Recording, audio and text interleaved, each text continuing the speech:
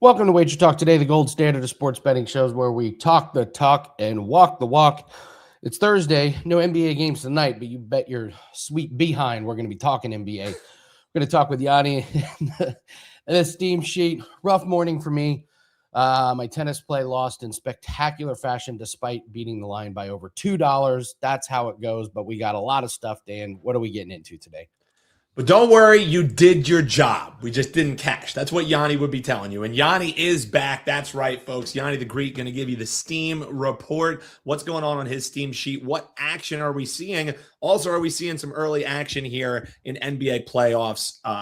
They are tipping off this weekend, the official playoff rounds. We have the play-ins obviously going tomorrow. Our folks already hammering some series prices.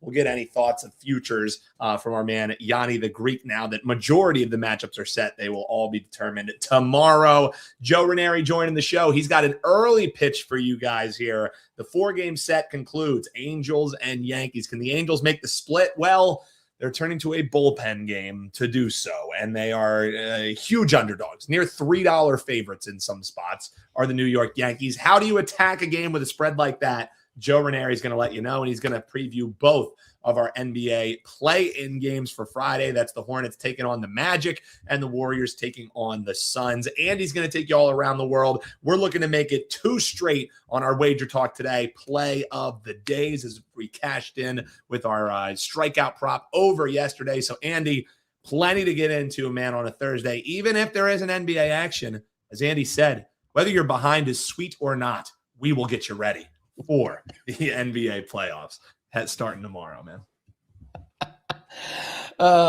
Yeah, I was really proud of the handicap yesterday. What did we say? We thought the line should be 4.5. It was 3.5, and it landed on 4. So I felt pretty good about that type of handicap. So it's not a huge slate of games today. Today's just kind of one of those weird ones. But then starting tomorrow, buckle up because we got like baseball, NHL, NBA, and then all the weekend stuff galore. So it's going to be a busy few months. But today's play of the day was kind of difficult. But let's do the play of the day here. Let's see if we can make it 2 in a row. I like it. That's why it's the play of the day. I can't say it's as confident as the one yesterday. So we're going to go with Luis Castillo under 16.5 outs. This guy's been his last couple games, his pitch count has been high. I'm seeing like around 90, and he's only had 11 outs and 10 outs in those games. That's not good. That's a lot of pitches, and you're not getting a lot of guys out. You look at his hits allowed, 10 and 6.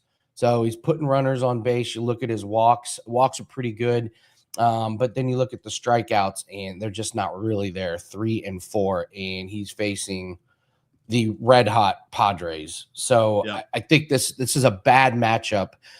My only reservation about this is this opened at 15.5. I liked it, and they moved it up to 16.5. So I liked it at 15.5. I really like it at 16.5. I just don't think he makes it to the 5th inning unless, he has a really, really great pitching matchup. So, Dan, your thoughts?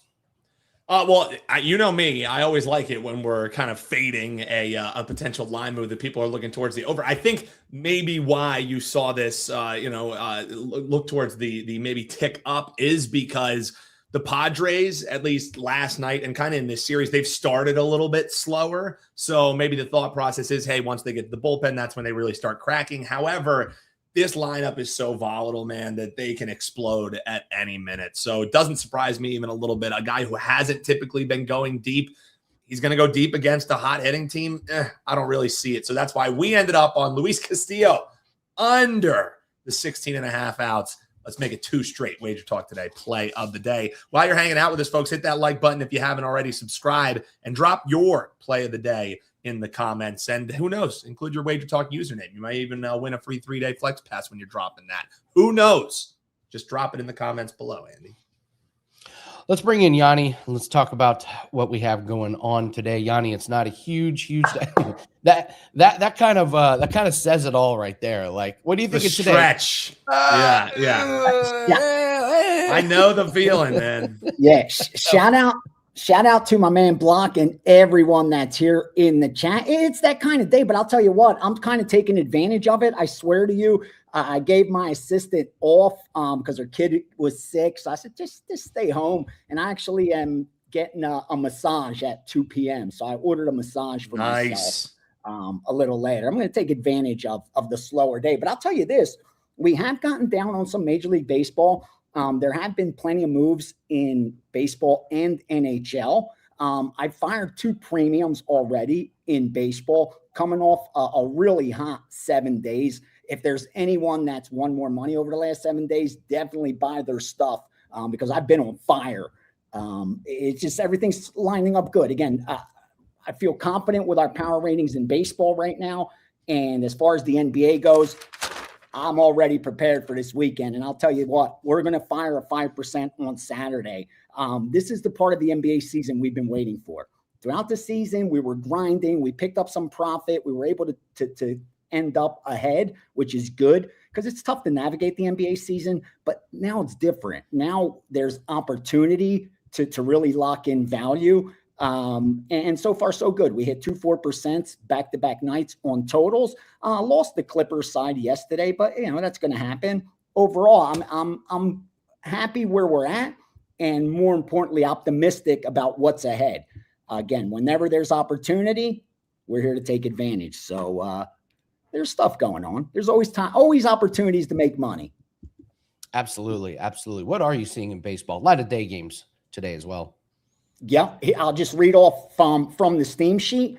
Washington plus 145. I'll give you some sides. 953, San Francisco plus 120. 257, LA Angels plus 250. And 969, Seattle plus 105 and minus 105. Now, here's some totals for you.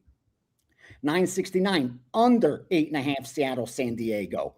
961 under 9, Texas Athletics. 968 under 9, Colorado, Houston. And the early game, 955 over 8, Kansas City, Detroit. Now, if you notice some of these moves, they appear opposite of the line move. That's not by accident. That's by design, because we talked about it leading up to the Major League Baseball season. Baseball does a lot of overnights from the betting syndicates. They move a lot of overnights, unlike other sports. Like, they don't really do a bunch of stuff with basketball. Again, most of that is information-based, players not playing. But we get that in Major League Baseball. And when you're talking money lines, the opportunities to scalp are obvious the next morning. With that said, you'll start to see some take back opposite. A perfect example is that total on Seattle, San Diego. If you look at the opener, I think it was 7.5. That got steamed over. Now, if you got over 7.5 in your pocket, you placed a good bet. But at 8.5, rest assured, that's a legit move on the under. Like, this is a group that I work with personally. I worked with them for a really long time, so we have a really good relationship. And they only give me their real stuff, especially when they limit bet, when they max out a bet. So for them to come in on Seattle, San Diego under 8.5 and limit bet me, rest assured, that's a legit position. So you see that. You see that with the Angels and the Yankees, where we talked about that the other day. Dodgers, Yankees, you got to bet them immediately. Now, sometimes you're going to get slapped in the face when they take the dog early, but that's going to be so rare because, again, until the NBA playoffs end, there's a lot of recreational bettors in the market. Because of that, what they're going to do is they're going to bet the best teams in baseball. They're going to bet the Dodgers. They're going to bet the Yankees. They're going to bet the first place teams. Well, sharp bettors understand this. So how do you set yourself up with a nice scalp? You bet that same team well before the betting public bets it. Why? Because most recreational bettors aren't betting it until about an hour before game time. Maybe they have a couple hours at the most. So if we could get down on the Yankees at minus 200 and you're willing to bet the Yankees at minus 220, 230, 240, that's going to open up a scalp for me on the other side. And that's what you end up seeing on the Angels, where they'll lay minus 230 and they'll take plus 250. And that's a beautiful position to find yourself. I mean, if you can do it, why wouldn't you? That's how I look at it. So there's a lot of that going on in baseball, which is why we stay very selective. And I urge all bettors to do that. Like, unless you have huge bankroll and you're really disciplined and betting about 0.5% to 1% per play, I really think you should limit your baseball exposure just because of that, the line movement and the manipulation that goes on. What are you seeing in NHL? We're wrapping up that season. Yeah. We got some base NHL for you. 3 sides, 13 St. Louis minus 110, 17 Anaheim minus 115, and 21 LA minus 135, all small chalk. And then one total, and that's Vancouver, Edmonton over 6.5 at minus 110. So definitely a little bit of hockey action as we, like you said, wait for the playoffs to finally get here. I believe there was a play the other night that killed everybody. Like, what was it? The Minnesota Wild sat everybody and everyone jumped on the Ducks, and then the Wild won 3-2. Like, the end of the season stuff kind of worries me. It does. And be careful with those must-win teams. We talk about it all the time. If you must win, then you must not be that good. And they find themselves with a ton of pressure. Again, you're not the best team if you find yourself in a must-win situation, and all the pressure is on those teams, and you add a premium, which the sports books attach to it. And it's usually never a great bet, even, that of course some get there. But you got to be real careful when they have that, when they talking about that on like ESPN and stuff, like they need the win to get in. Stay away from those kind of teams. They're usually very overpriced. Rob wants to know, what are some of the key signs of value that you look for in MLB betting? I don't play MLB that often. Well, the one thing is I definitely don't want to take bad numbers. And by bad numbers mean, what am I betting at and what did it open at? Like, I don't want to find myself, even though if it wins, it cashes, meaning it's not a point spread. So with a point spread, if I'm laying -7 and it goes to -8, -9, if I keep betting it, I could win the -7 bet and lose the other bets. With money lines, that's not the case. If I cash a -150, that means I cashed a -160, a -170, a -180, a -200. Those all cashed as well. All right. With that said, you easily can convert a point spread into a money line and a money line into a point spread. So ultimately, it's the same thing. But mentally, we don't see it that way. And that's why I see in baseball, a lot of bettors are willing to take bad numbers more so than they would in point spread sports, because they see the line move with point spread. They see in NBA, if Charlotte's -4.5 and now they're 6.5, you're like, wait, that's 2 points difference. That's a huge line move. But if it goes from -150 to -170, it's like, if it's going to win, it's going to win. But with that said, it's the exact same thing. You know what I mean? Like, there's really no big difference, because you're going from a -150 to a -170. You just changed your implied win probability by 3%. Like, that's huge, but you don't see it that way if a -160, 170, 180, 190 all cash, unlike point spreads. So again, it's a long way of saying I focus on not taking bad numbers. And I grade that by comparing my bet to what it closes at. And I want to make sure I'm getting down at a better number than what the market closes. If I'm continually doing that, then I'm a mathematical certainty to turn a profit if I manage risk correctly, because I am getting value. That's proof you're getting value. You're beating the market. You're beating the information. It's kind of like, the bookmaker's going to move the line when it rains, right? They're going to go from 38.5 down to 36. Well, if I went under 38 and then they move it, I got out ahead of that information, ahead of the fact that it's going to rain. Now that they know it's going to rain, now that it's actually raining, that's been factored into the price. So now at 36, there's no value. The fact it's raining is meaningless. It matters at 38, not at 36. Just carry that over to baseball. Exact same thing. If I'm looking at a minus 140, I better make sure that I'm not betting it. And earlier it was minus 110, 115, 120. I keep doing that, I'm going to go broke. So make sure you check after you place your bet. What did it close at? If you're getting a better number, you've gotten value, brother. If you continue to get a worse number, time to revisit the thesis. You're not locking in any kind of value. That's the easiest way to know with for sure, like this is plus EV. Like you can't argue it. You know what I mean? If I'm laying -3 and it closes -6, you can't argue I placed a good bet. You can't argue I got plus EV. Doesn't mean it's going to win, but that's what value ultimately comes down to. Am I getting more than I'm paying for? It's the bottom line. Do you have anything in PFL? PFL's starts at 2:30 p.m. Eastern time. A lot of line movements. And I got to be honest, Yanni, this year, betting PFL can kind of be easy. Just follow the money. The money has been dead on every single time, and it's actually talked me off some bets. So I was wondering if you had anything PFL. And that makes sense, because in that kind of market, that's exactly what you should get. That there's guys out there, groups that have really good information that's not going to be factored into the price. Why? Because the guy that creating the lines for PFL doesn't know as much as those betting PFL. That much I could be certain of. So I think that, you want to look into those kind of markets. I haven't dug into this card today. I just haven't had the time.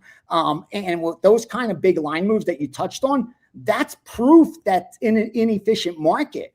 Like if the line's not moving, then the market's pretty efficient. Like in the NBA playoffs, unless someone's not playing, the line's not going to move 2-3 points. Why? Because it's efficient. It's a sharp number. If you're seeing in PFL, it's moving from a -150 favorite to a +150 dog. That tells you that's a very inefficient and beatable market. That's what you want to be looking for. And I love what you said. The money helps confirm a lot of these sides, and the money's been right. I hear guys talking about that at Polymarket, where with not sports, other bets, where there seems to be some wallets out there that have really good information. I see nothing wrong with piggybacking that. I'll be doing it in the draft very shortly, where when I have confirmation, I don't mind laying -400s. I'll do that all day if I'm sure it should be -700.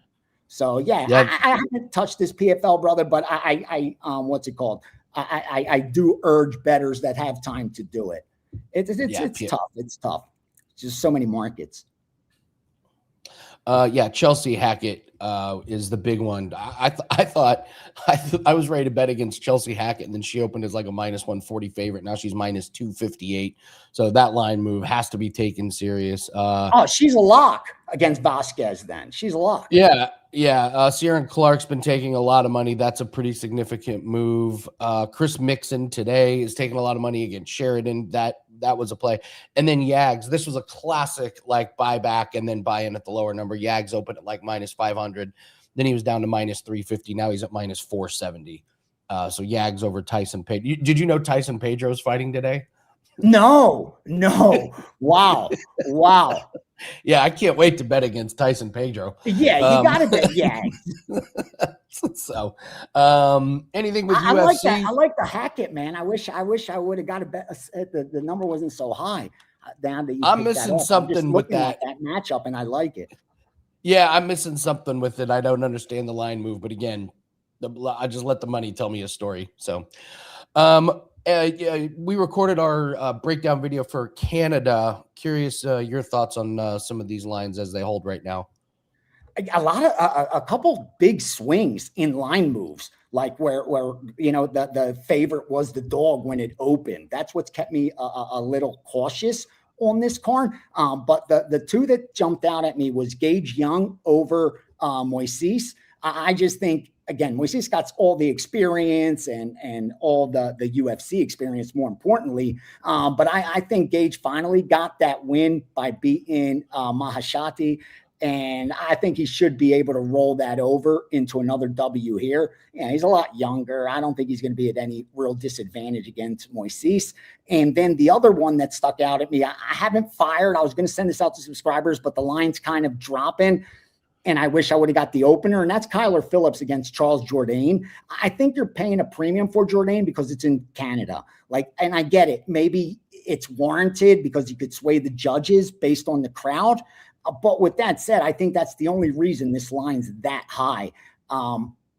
Coupled with some recency bias, Kyler Phillips coming off back-to-back losses, but those were tough losses. I mean, it's Rob Font and Vinicius Oliveira.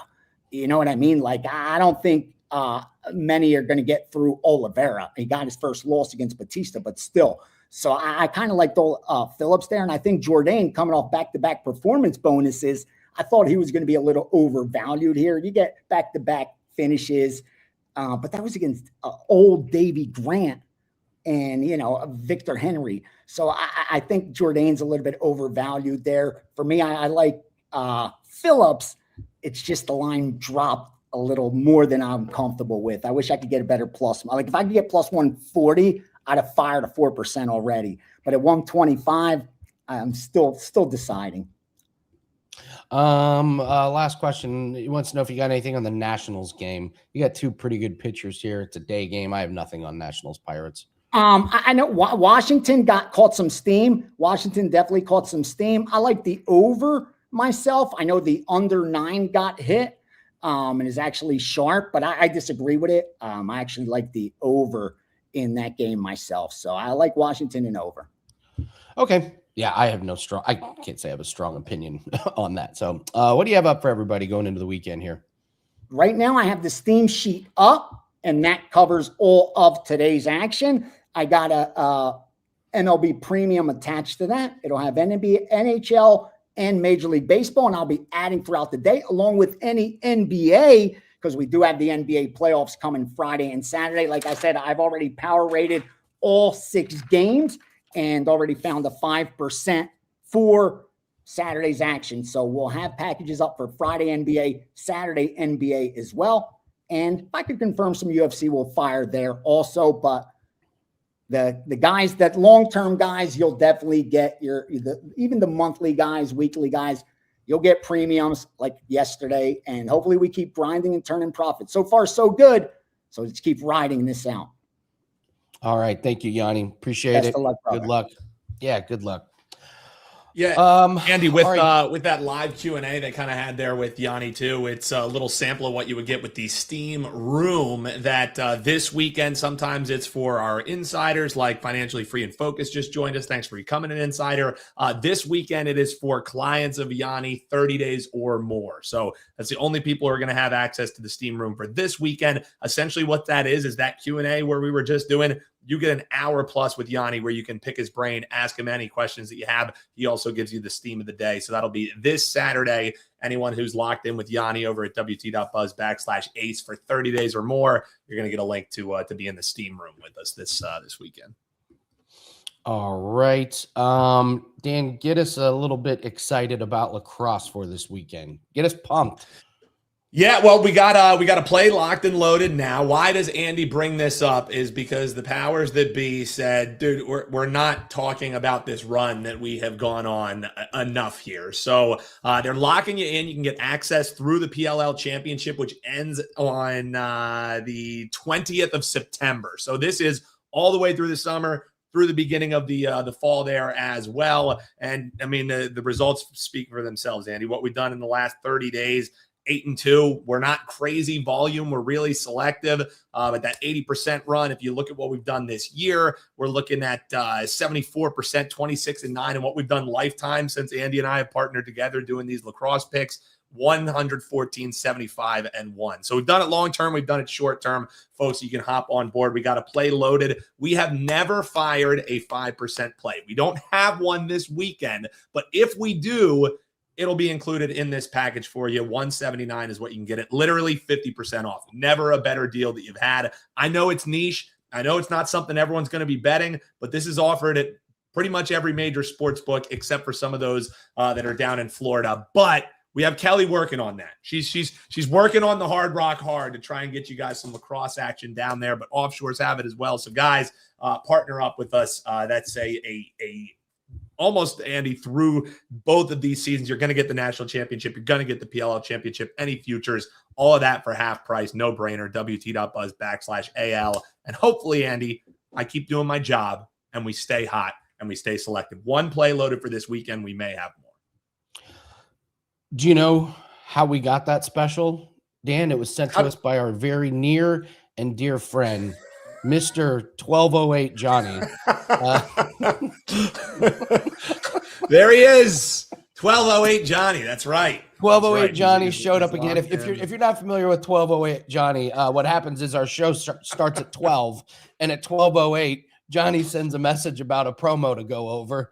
And so we haven't heard from 1208 Johnny in a while. So it's really, really good to see he's back in our lives.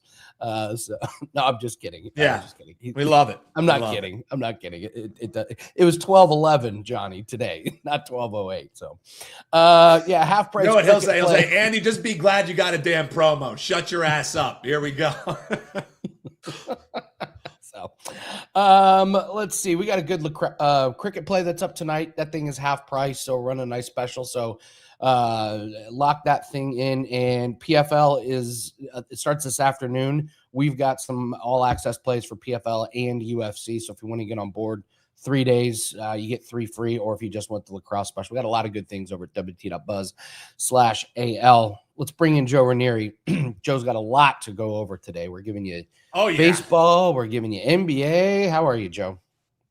I'm trying to get over how just realistic that AI picture of Johnny was there, because I swear it was like look at that. Look at that image right there. Only that is definitely not the Detroit office. I can assure you, there's a living plant there. I think no, that is absolutely not resembling the Detroit office, but certainly looks like Johnny, doesn't it? Though, a little bit. Look at him. It does. Definitely the hair. The hair piece is certainly there. Looks exactly like him. It's our fictitious world, Joe. Oh yes. But here in the real world, we do have some action we want to get into here, man. And this one is going a little bit over an hour here, so folks will have a chance to get down on this one. Line's kind of on the move. Yankees, Angels, and Joe. Surprisingly, this has been, even though the Yankees are up 2-1 in this 4-game set, it's actually been a pretty decent series. 2 of the 4 games being 1-run games. The one that kind of got away with the Yankees got the 7-1 win for the Angels. Looks to me though, Joe, like we have a full-on bullpen game going for the Angels here today. They're going to be opposing Fried. Basically, they're saying with this total, Yankees are going to be shellacking this pitching lineup for the Angels. Is that how you see this one shaking out? How are you looking to conclude what's been a pretty damn 4-game set? Well, I mean, we were 9.5. Now we're 10. So that tells you where everything is heading. Suter's going to open up, but you're right. The problem with the Angels is that they used 4 relievers, I believe, yesterday, but they did get some pretty good length and some outings there outside of that first games in games 2 and 3. So they should be okay from a bullpen perspective. But the question is, Max Fried has never faced the Angels, which is kind of crazy when you think about it. This will be the first time he has ever faced them here. And a couple of no decisions, I think, so far for him. But he has given up, 3 runs, 6 hits, 8 innings. In that loss to Tampa last time out. I think he's going to be able to handle business here, but I do think the Angels are going to be able to get some runs. I believe it's a nice warm day there in the Bronx, like it has been. Wind seems to be cooperating. And Mike Trout, if he would have actually played his entire career with the Yankees, would already have 600 home runs. I'm pretty convinced of that. First guy ever to hit three straight games in a row, a home run against the New York Yankees, which is also kind of hard to believe here. But they can score. They're scrappy. And Fried has already been giving up some runs here. I do think the Yankees team total is not a bad look. It's getting juiced by the minute as I'm watching it move, but 5.5 is the number here. And listen, if we're going to get over 10, if you're thinking about it over, but you're worried about the Angels scoring enough against Fried, take the over 5.5 with the Yankees. That would be my suggestion here because they should be able to do some damage against this bullpen here today. Yeah, Dan and I will get to this, but we've been tracking like who's ice cold on run lines and overs and unders, and the Yankees by far the coldest team on the run line, 1-9 in their last 10. And we were talking about regression's got to hit. I wonder if this is the game where the run line comes into play. Just math kind of just kind of tells you. You got to feel $3 favorites over last night, though. I mean, you poor people. Like, my goodness, yeah. I mean, the over on the Yankees, whoever had over tickets on the Yankees, I think it was 9.5 last night, and they were convinced that it was, oh boy. I mean, for a drop pop-up and then finally a clutch hit, you still don't get to 10 runs is head-scratching last night. Head-scratching. That's been like the story of when these teams face off. Because I know it's going back to last year, but 1-9 to the over in their last 10 meetings. It makes no sense because they keep raking each other, but the other offense just shuts down. So maybe this will be when it finally breaks off here today. Warm day there in the Bronx. But that one again, guys, going in about an hour, so you can grab that here. Somebody asked about the Tigers and the Royals. I believe they're already in a rain delay. So. Yeah, under. I bet you it finishes 2-1. I'm just going to throw that out there because every game they play now is 2-1. Because the Royals hit their limit when they score 1 run. That's it. They can't score any more than 1 run. So 2-1 is what I would give that one there. That was a dead under, but the weather was always looking like it could be an issue there. But an under there. We're also seeing some under money come in here with the White Sox too as well, and I tend to agree with that move against Tampa here. A lot of getaway games here today. Some early starts, especially the one out west with the Athletics in Texas. That's going to be a noon start in Sacramento. That is not. It's 3:00 East Coast, but it's going to be a noon start. Getaway game there. I like lighter. Texas can't hit lefties, and let's face it, Lopez is a gas can, but he is a lefty, and it's not like we can trust the Rangers to do a lot of damage against them. So feels like everyone's going to be like, oh, Sacramento, yeah, but it's only 58 degrees in Sacramento at noon right now. And the wind, by the way, blowing in there today. So might be a sneaky under there, a little contrarian under with the A's and the Rangers. Let's take a look at these look-ahead games for Friday. We got the play-in games, Hornets and the Magic, Warriors and Suns. I mean, some of the interesting storylines you have, the Hornets, Con Knipple just got benched, just flat-out benched. Out of nowhere. In that game, ice cold.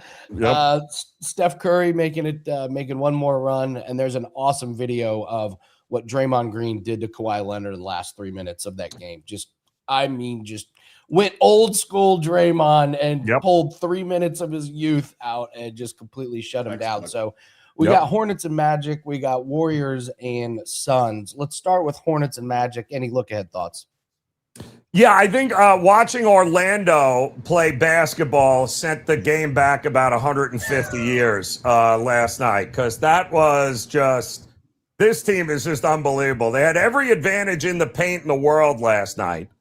And they decide we're just going to take a bunch of jump shots and shoot 3-pointers that we are not really good at making anyway. And, we're going to make 4 or 5 of them, and that's it. You're talking about a team that led the NBA in trips to the free throw line. And instead of trying to keep dominating in the paint, they're just going to settle for jump shots and to shoot threes. And, they're only going to shoot 26, 27%, and they're going to lose. Worst coaching job I've seen. No Embiid. They didn't take advantage of it. They have been better at home, but you ultimately have to score in order to be able to win. I don't know how they're going to score. Offensively, they are totally upside down as far as I'm concerned. They figure out ways to lose games.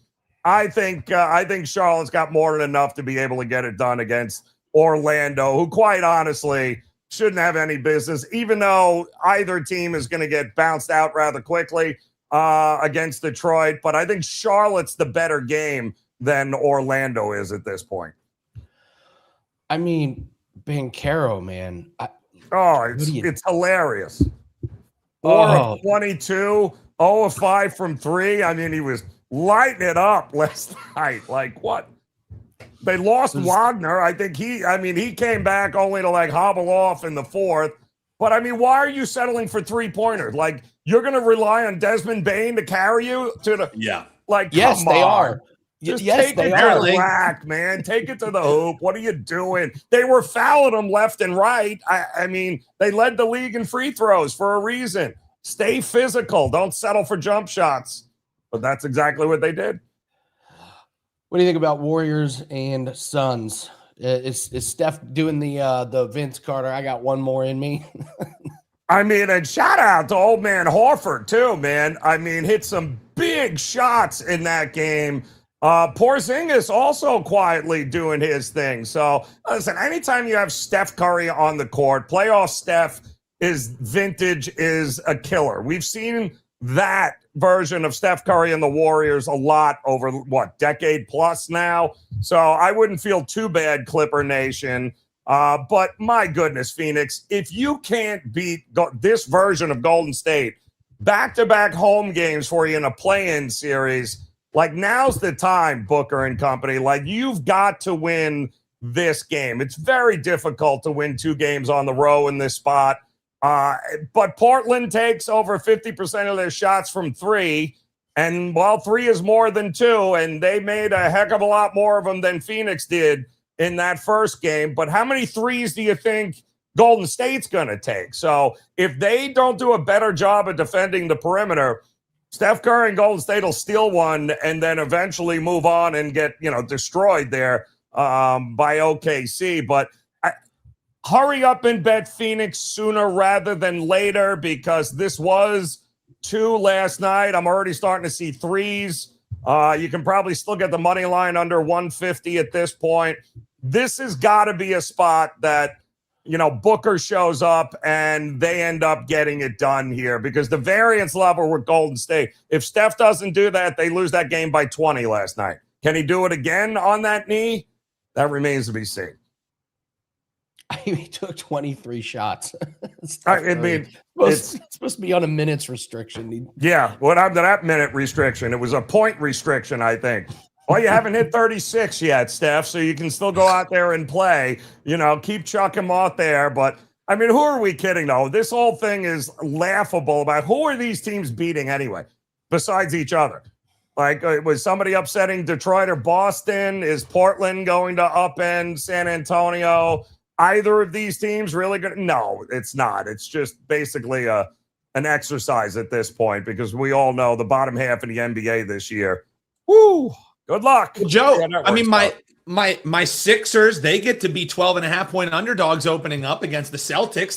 There's your upset alert, Joe, right there, right? Well, listen, looks like Embiid's ass fell out, so he's not going to be avail I think, for this series anymore. Surgery needs. Yeah, the appendix turned out to be his ass. Appendix. Now he lost the toe, so I can't figure it out. Kudos to them, though, making Nick Nurse look like he knows what he's doing. But to get embarrassed by Boston for the 20th time. And seriously, with you Sixer fans, really? We want Boston? That what you really want? I wasn't chanting. I was saying I want Cancun. Yeah, I want exactly. Cancun. That's what you I want. Was chanting. Tea times is what you want, because that's going to happen sooner rather than later. Who are you kidding here? But it's so top heavy this year. It's crazy in the NBA. One of the funniest things to come out of the Clippers losing is because they lost, they are now in the lottery, and their pick goes to Oklahoma City. Yep. And if the basketball gods have a sense of humor, I think they have a 1.5 or 6% chance to get the number 1 pick. Please let OKC get it. Now that they've got a ping pong ball in the game, please let them get it, so we can all laugh our asses off when OKC gets the number 1 and everybody else tanked. I love it. All OKC has to do is just trade away one of your best players, and then boom, magically the ping pong balls will fall your way. That's what we've learned in the past few seasons here. So just a big trade, and then it's coming your way, OKC. Yep, that's amazing. Way to go, OKC. The rich just got richer again. Unreal. It's disgusting the talent they have on the. I mean, they're going to have to bench. cut like 3 guys. They're going to cut 3 guys that are going to immediately be starters on any place else. Yep. And they'll probably trade for Giannis somehow in the offseason. So he'll probably end up on OKC, and that'll be the end of it. Ridiculous. OKC's bench could beat most of these play-in teams. Correct. Yep. Unreal. And they will, too. Most of them, because they'll be playing a lot in the fourth quarter. They'll be playing a lot in the fourth quarter in this upcoming series. What do you have up for everybody, Joe? We are locked and loaded. We've got 4% NBA play for the weekend to start, and 2 in Major League Baseball starting a little later, today. So I think the first game goes off a couple hours. So we still got some time in that game as well. All of that available over at WagerTalk.com. Joe Raineri, thank you very much. Oh. Good luck. Good luck. Nice job. Shout out to the tough. Oh, by the way, tough. Oh, I was going to ask. Can we bring Joe on? He's thoughts here. on the Miami Heat's end of season. Perfect. Couldn't have ended in a better in better Miami, because that is exactly what they had been the entire second half of the season. I mean, they ran out of steam. And by the way, I mean, you fall on your ass and you're out of the game, Bam. Like, really? Is that it? Oh, I fell on his tailbone. Oh, poor guy. Like, really? Like, rub some dirt on it and get back in there with your tailbone and all. But that was the Heat, man. But everything I'm hearing right now is do not be shocked if there's some sort of deal for Giannis in the very near future wearing a Miami Heat uniform. All right, Joe. I thought the same thing. I was like, I mean, I'm sure it hurt, but yeah, they deserve no massage gun in the back. They don't, be done. Be done with it. Figure it out, Spo. Good Lord, unreal. All right, Joe. Thank you. Be good, guys. Thanks, Joe. Good luck, man. We got a couple quick. Let's do a couple quick plays, and I have to respond to Ken's comment about am I drinking moonshine from the Mason? Oh. I like it. Plays first, moonshine second. Here we go. Not a big day in players, guys. So tread lightly. Premier League darts, which starts here in about 15 minutes. I got Gian Van Veen, against Luke Humphreys over 9.5. Last 3 times these guys have played, it's just been razor close, well over this 9.5. So I expect a 6-4, 6-5 type of game from these guys today. And then, Con Knippel led the league in 3-pointers, and it was the spotlight was too bright, man. I mean, this is clearly the biggest game of his career, and he was terrible. He got benched. I just don't know what his confidence level is going to be.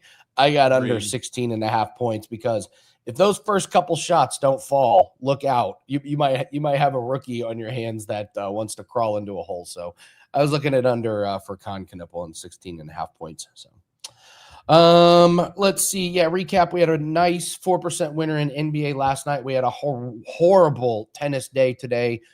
We were due for a bad tennis day. I lost everything. A team I bet on played 4 games and then quit.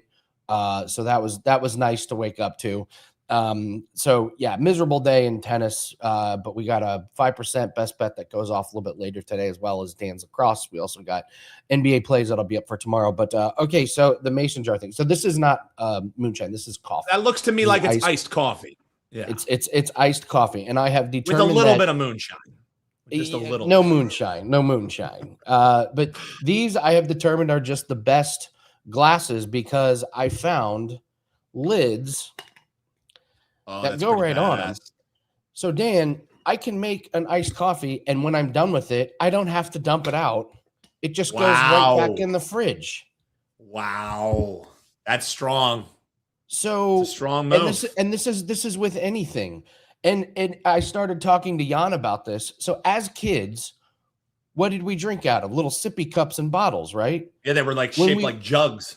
Yeah, when we were done, our parents just put it in the fridge. Why did we ever get away from cups and glasses with no lids?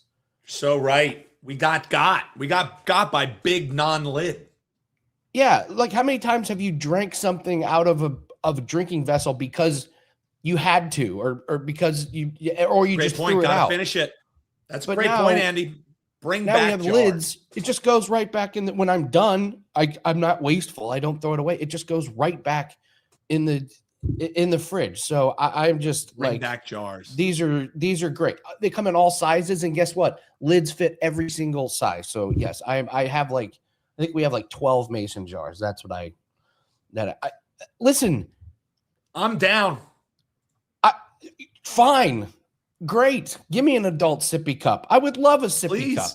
Take me out of this hellhole that is being an adult in 2026. Give me something pure. Give me something that reminds me of my childhood. A good sippy cup. Yeah, that way I can drink my morning whiskey out of a sippy cup to fool everybody. Absolutely. So it's almost a good idea as the towel. Yeah, the towel will always be my best. My theory with towels is there should only be 2 sizes of towels: washcloth and beach towel. It's ridiculous that there are different sizes of towels. Yeah, the hand towel, there's it's ridiculous. There's levels to this. Yeah. When have you ever had a big ass beach towel and been like, "Oh, this is too much towel"? You never have too much towel. Same thing is why are we? You've always said, "I don't have enough towel." How many times you spilled something? How many times you spilled something and a towel doesn't pick it up, but a beach towel picks up everything? It's the same thing too, Andy, with why are we making undersized blankets? Make every blanket oversized. Have you ever said this blanket is too soft and too comfortable and too large? No, you've never said that. So yeah, let's undersized blanket. Yeah, it's like, yeah, you know what I mean? Your freaking toes are sticking out of it. We gotta. This is Andy. We might run for office, and we'll run on a platform of adult sippy cups, oversized blankets, and 2 sizes of towels. These are the issues that voters need to get on board. Just saying, lids on drinking vessels and beach towels. So the hand towel, it may be effective, but as power rankings go for the towels, it's pretty low in the towel power rankings. It's worthless. Just put a beach towel there. Just put a beach towel there. That way your hands can be sopping wet. It gets them all dry. So, all right. All right. That's going to do it. We got a big show for everybody tomorrow. Tomorrow, let's get locked and loaded. Big weekend ahead. We got our final lines for UFC that'll be out tomorrow. We got our props and everything that'll be out for NBA, full MLB slate. So looking forward to tomorrow's show. Thank you to all the guests, and thank you guys. Hit the like button. Leave us a comment. Tell us your best bet. Tell us if you like the idea of the drinking vessel with the lids, or if that's completely ridiculous. So, power ranking towels, it's number 1 beach towel, number 2 washcloth, and that's the only 2 that should exist. We'll ask Gianni if his guy has power rankings on towels. When we talk to Gianni tomorrow, we'll see what are the Gianni power rankings on towels. Is there anything more worthless than those kitchen towels? What are those good for? Yeah, rags. They're goddamn rags, Andy. Don't sop up anything. They're worthless. All right, we'll see everyone tomorrow. Thanks very much. Good luck on your bets. We'll see everyone tomorrow. Take care.